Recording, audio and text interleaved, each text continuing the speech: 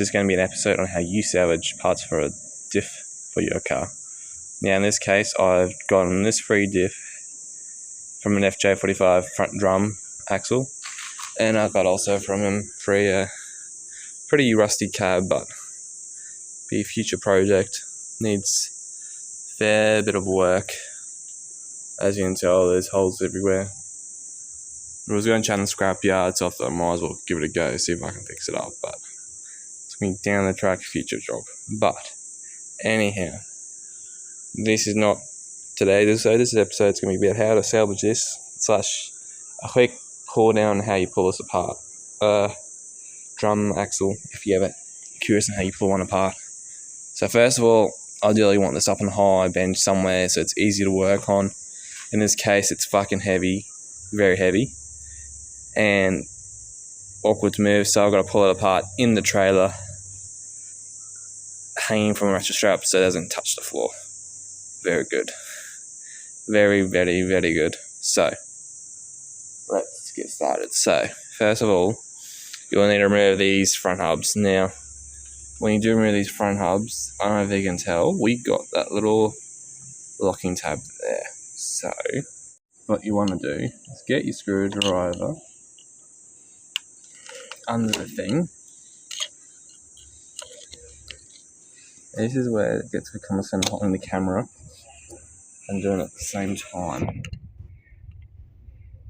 But pretty much you just want to pry it up. I'll come back in a sec. Okay, so you got your screwdriver on that. Get the screwdriver onto it. And then get your hammer. Back screwdriver.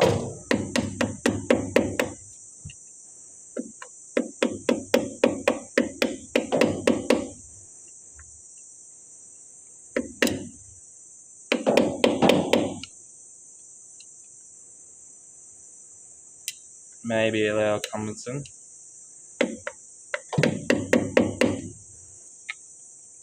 As you can see, that locking tab's up, and now we can tighten that off. Now the reason why you got this on here is just so pretty much it can't unscrew itself and can't come off when you drive in rough corrugations or rough roads, or over time it can't loosen and come off, so it stays on pretty much. That's the whole purpose designed. That little locking tab, if you were wondering.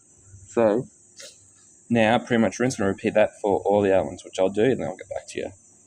But as you can see, I think these drums are kind of seized on, but yeah. Okay, may have got a little distracted and forgot to record. See, that's the hub face, that's the part in the back there is where it bolted onto the axle. This is the front part here. You will have to remove that front part.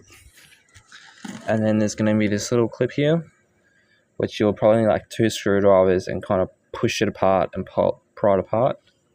That sits on here, and that will prevent that hub coming off. Just for your information, for for next time.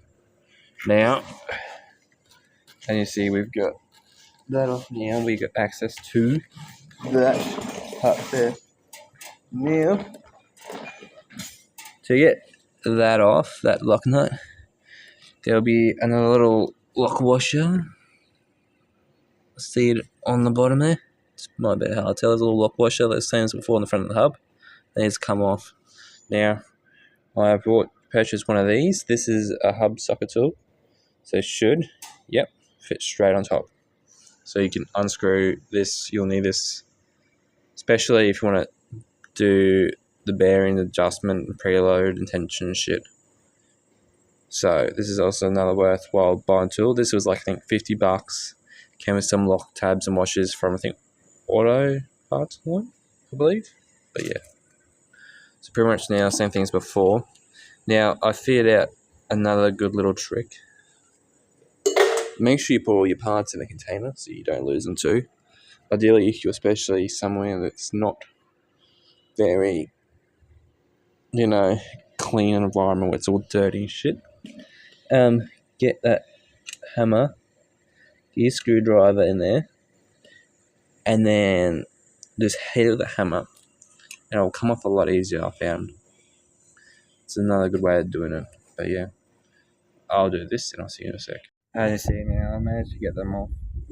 I have just been whacking this and it's just come a bit off now. Now the next step is pretty much to get this off, I believe, is we've got to get the drum off. Now, this thing is not spinning, so it's obviously seized and rusted onto the plates. So you'll now give it a few good whacks, just pry the fuck out of it. Like, just give it all a ham, pretty much. But yeah, just pretty much give this a whack. There is a screw here that you'll have to undo. Make sure you give the top of it a good few whacks with a hammer, and then when your screwdriver's in it, whack it too, and that will help break it off so it gets off easier as well. It's another good thing. But yeah, so now that that's off, you see we've got the bearing there. These bearings are probably not going to be reusable, so I'm just going to chuck them out anyway, or rather get new bearings to be safe because this stuff is fucked. But yeah, I'll probably get struck off, but we'll be back again. Alright, as you can see, I've got it off now. Now, I had no luck getting it off, whacking it off, so I didn't record, unfortunately, I'm sorry, but pretty much where wheeling the cylinder bolts are, pretty much just unbolt those things. Because I had a good suspicion that this was all going to be rusted as fuck, and yeah, it's pretty well rusted as fuck, as you can see. So, there's no salvage in this whatsoever, I don't think. The only thing I might be salvaging is going to be the hub in the front, the studs, and those wheel studs. So, yeah. The only issue is just try to get them out. So, I'll get this off. I'll get this out of the way, and then we're going to start on dismantling this thing. Now, to dismantle this from back in my memory, we're going to do all these bolts back here. This will come off the cover plate, and then we'll see from there. But I think the cover plate comes off and when these bolts are off. So I'll get these bolts off. But if you can see, that actual axle itself, what one part I'm trying to say, actually it looks pretty decent nick. So it's not a bad thing, it's pretty good. This looks pretty good, which is good. So it doesn't look like everything so far is fucked, but we'll see. As you can see, I've got it off now. That plate was just a few bolts and just needed to give it a good few taps to get it off. So now the next step is pretty much you got the knuckle here that needs to come off. So from memory, this is a rough memory of trying to think about how to pull this thing apart again. We're going to pretty much now undo these bolts here, because there's a bearing inside here that also holds it on. So we'll get this off first, and then we'll get that bottom one off first. Now, a good thing to pay attention is as well when we take this off, there should be shims in here from memory.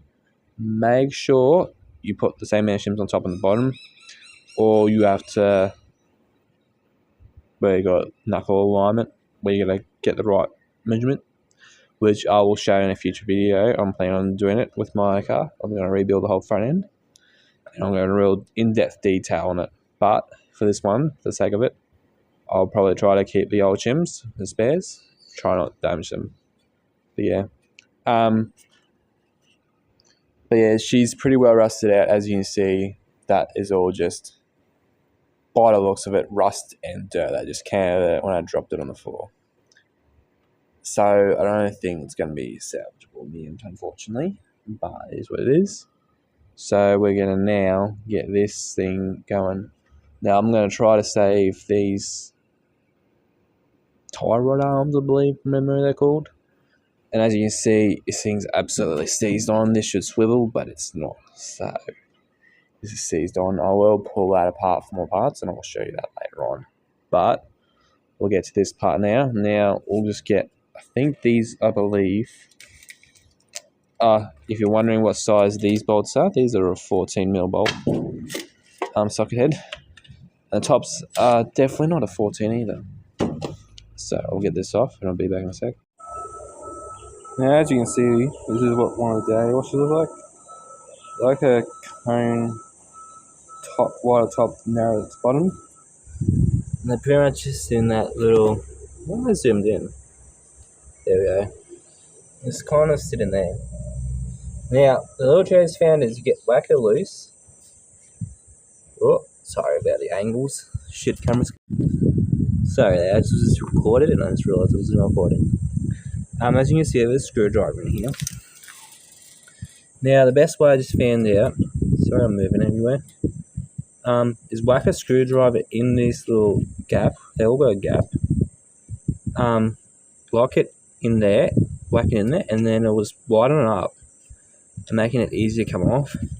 Now, as you saw, I whacked it a fair few times. I think the trick is you need to go up, down, and left and right, and then it kind of broke it enough to whack it up to get it just enough in to get the screwdriver in. And then, because when you get that screwdriver in it, it kind of just like, it's just a bit wider.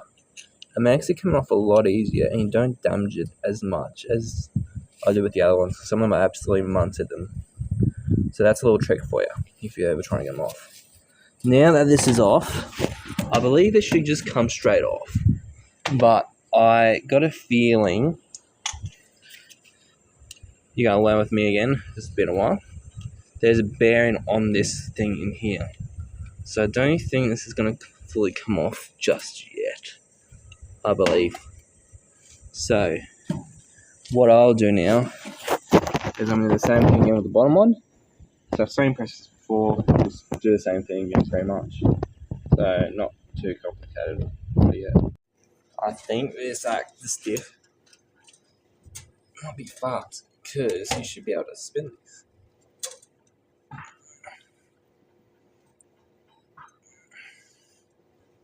And she ain't spinning. That's no good.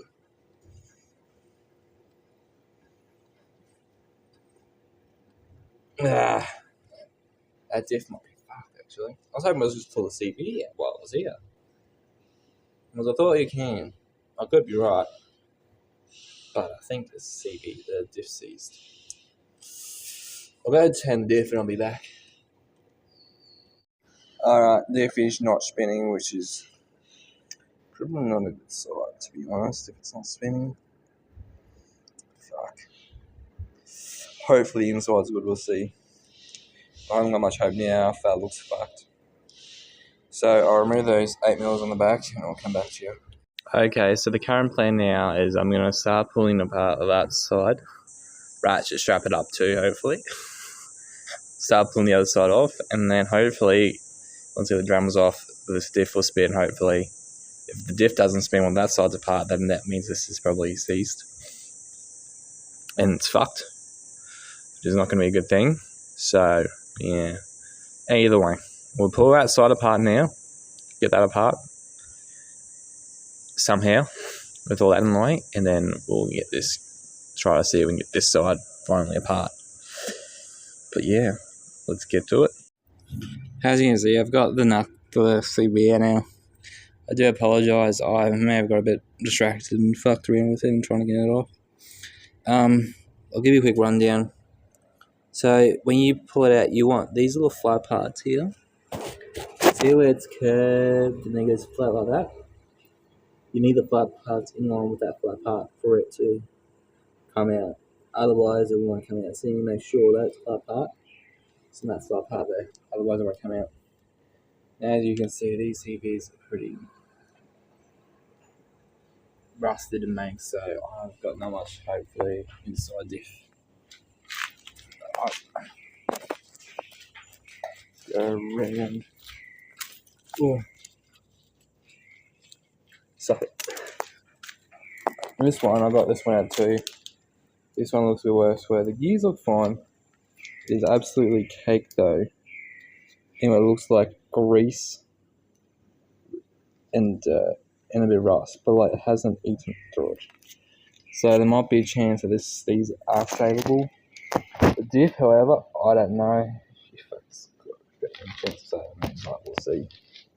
But yeah, so what the next step is when you get all the grease off bloody ends that get covered in with this job, we are going to, now the axles are out, both axles are out, you can now undo these bolts. Now make sure there's probably going to be fucking oil in it. This one I don't think it's going to have oil in it, but we'll see. I think these are 14mm bolts. Nuts, sorry. So pretty much going to undo all your nuts because your axles are out. And this center should come straight out. It might need a few whacks, but otherwise it should come straight out. Okay. I'll go from this angle. I've got the axles out and shit for the diff. As you can see, I've gotten the studs off too, so I've got all the studs off and everything. Well, I think it's fused on with the rust. It's just rusted on, so there's probably no gasket, I reckon. So I think it's just so rusted on, it's just a cunt to get it off. So I've got to figure out the next plan of attack. Alright, so I was looking at the diff and I saw a crack, and then I realised there's a gap, and I started whacking a bit longer and we got it off finally. So, cleaning the verdict, this is the diff condition. It looks absolutely dirty as fuck, but the gears and everything look good, which is the main thing. So all this really needs is a good clean wire wheel, degreaser, wash, fucking everything thrown at it, and it'll be sweet, I reckon. So it'll be a bit of a process on getting this thing bloody clean and good, but at least it looks in decent condition and looks good, which is the main thing. And it's salvageable, which is the main good part. So yeah, housing or dump. I don't need a housing.